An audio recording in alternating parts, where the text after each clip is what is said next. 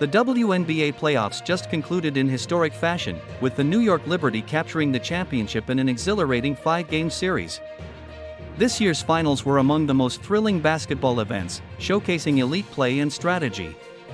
As I watched, I couldn't help but think the Boston Celtics could learn a lot from these two WNBA teams, the Liberty and the Minnesota Lynx. Both the Lynx and Liberty often use a 5-out offense, a tactic the Celtics also employ.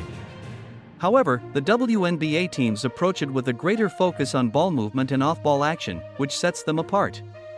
The Celtics may not have all WNBA-level talents like Sabrina Ionescu or Defensive Player of the Year Nafisa Collier, but they can still adopt key elements from these WNBA finals to enhance their play. #### ball movement. The key to offensive flow. One noticeable difference in WNBA play is the constant movement of both the ball and players.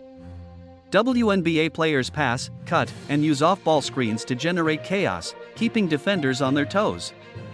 This is something the Celtics could benefit from, as they tend to focus on creating mismatches and exploiting them through isolation. Last season, the Celtics averaged over 9 isolation plays per game, increasing to 14 during the playoffs.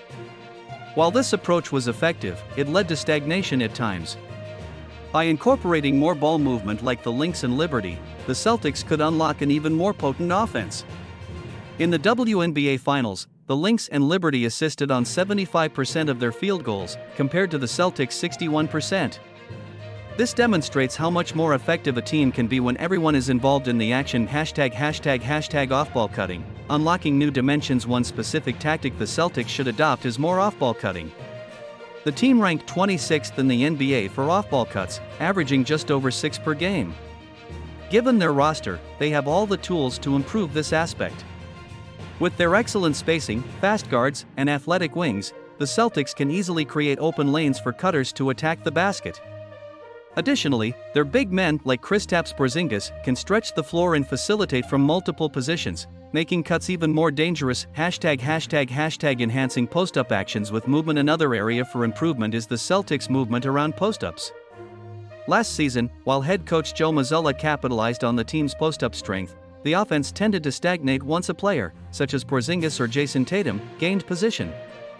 The Celtics can take a page from the WNBA playbook by running split actions or handoffs from post-up situations, adding unpredictability and forcing defenders into difficult decisions. ### multiplying threats. The Lynx's two-action strategy. One more lesson from the WNBA Finals is running simultaneous actions, as the Lynx often did.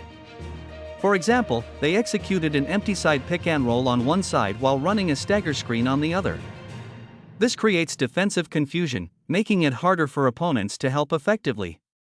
By incorporating multiple threats into their offense, the Celtics could become even harder to defend. In conclusion, while the Celtics were already one of the best offensive teams last season, they can still elevate their game by learning from the WNBA Finals.